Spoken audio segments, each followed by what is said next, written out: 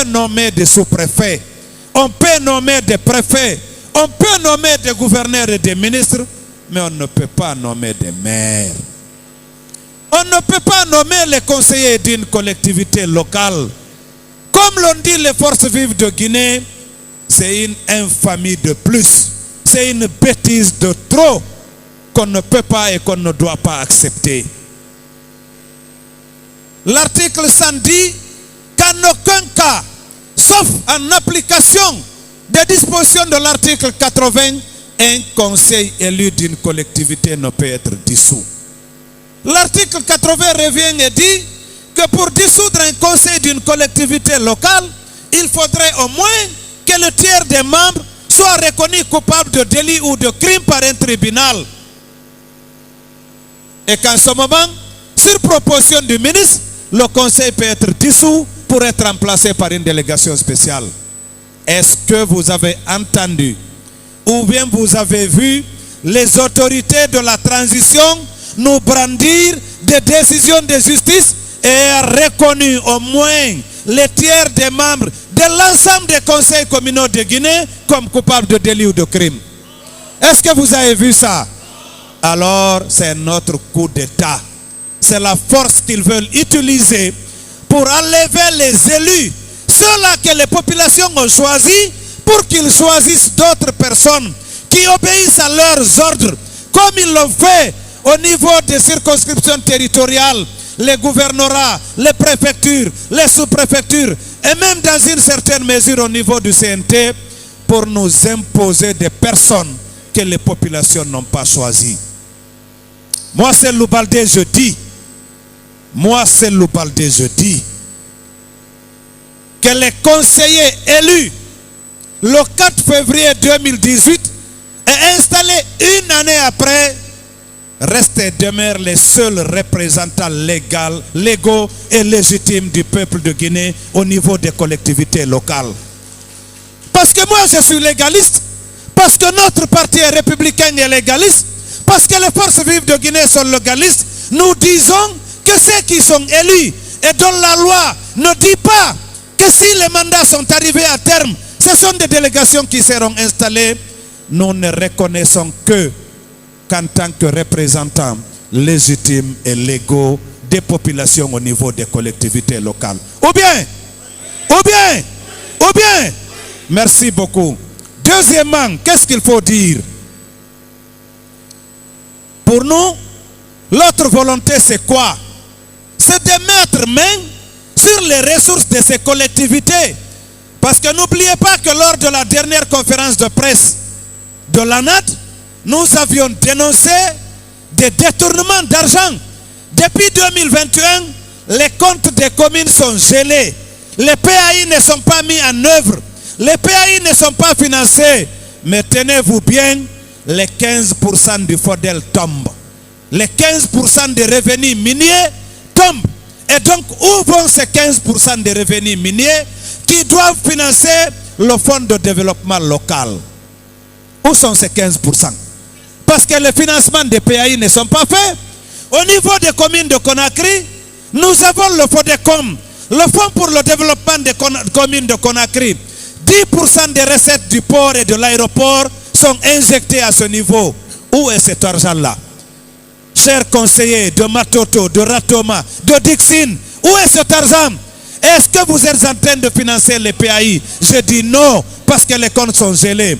Et donc, après avoir partagé des milliards au sommet de l'État, après son upgate, après la rénovation à coût de milliards du domicile du PM par des marchés gré à gré, les rénovations annoncées au niveau du ministère des Postes et Télécommunications avec des dizaines de milliards de marchés gré à gré, la lettre demandant le pot de vin de 2 millions au niveau des ministères des Mines, cela ne suffit plus à nos autorités de la transition.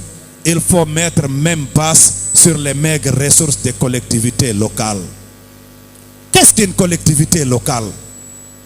D'après l'esprit et la loi de la décentralisation, ce sont des personnes qui partagent un même terroir villageois, qui partagent les mêmes ressources, les mêmes forêts, les mêmes tapades, le même cimetière, qui partagent leur quotidien, qui sous l'arbitrage de la loi, l'arbitrage de l'État central, se retrouvent et décident, en toute indépendance, en toute autonomie, de choisir un organe délibérant qu'on appelle conseil communal et de choisir un organe exécutif qu'on appelle exécutif communal pour gérer localement les affaires de développement local. On ne peut pas aujourd'hui aller imposer des nommés comme des sous-préfets à ces collectivités locales. Alors renonçons à la décentralisation. Alors jetons à la poubelle notre code révisé des collectivités locales. Le CNRD doit comprendre que trop, c'est trop. Que trop, c'est trop. Le CNRD doit comprendre que le peuple de Guinée n'est pas dupe. Que le peuple de Guinée n'est pas un peuple mouton. Il ne faut pas qu'ils abusent de notre patience. Et pendant ce temps, tenez-vous bien, pendant ce temps, pendant qu'il y a eu l'explosion du dépôt, pendant qu'il y a la crise sociale, économique et politique, pendant qu'on nous demande de serrer la ceinture, moi je dirais même maintenant, ce n'est plus la ceinture, c'est les intestins qu'on nous demande de serrer. C'est les intestins qu'on nous demande de serrer. Pendant ce temps, des ministres nommés de la transition ne se gênent pas de sortir distribuer 100 millions, 200 millions. Ils sont dans les quartiers en train de distribuer l'argent public. Est-ce qu'on va continuer à accepter ça? Pendant que nous vivons dans la misère, nous devons dire non, non et non à ce système qui nous gouverne. Ils doivent mettre fin à cela. Pendant ce temps, un directeur général se permet à lui seul de prendre plus d'1 million de dollars pour acquérir une villa au Texas. C'est ça la refondation qu'on nous a promis? C'est ça la refondation du CNRD? Alors prenons nos responsabilités. Soyons conscients, soyons solidaires. Partis politiques, société civile, la presse, Séré, Tabé, tout le monde, tout le peuple de Guinée, soyons ensemble, exigeons le respect du calendrier dynamique de 24 mois après le 31 décembre 2024, que le colonel et le CNRD ne fassent pas 30 secondes de plus.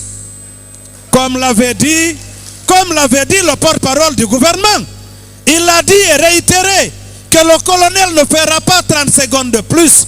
Et pour terminer, pourquoi mettre en place des délégations spéciales quand on sait que les élections locales c'est cette année? On a dit, ils organisent les élections, ils commencent par la base. La base c'est les quartiers, les districts, les communes. Pourquoi organiser des délégations spéciales? Pourquoi ne pas organiser les élections locales? Deuxièmement,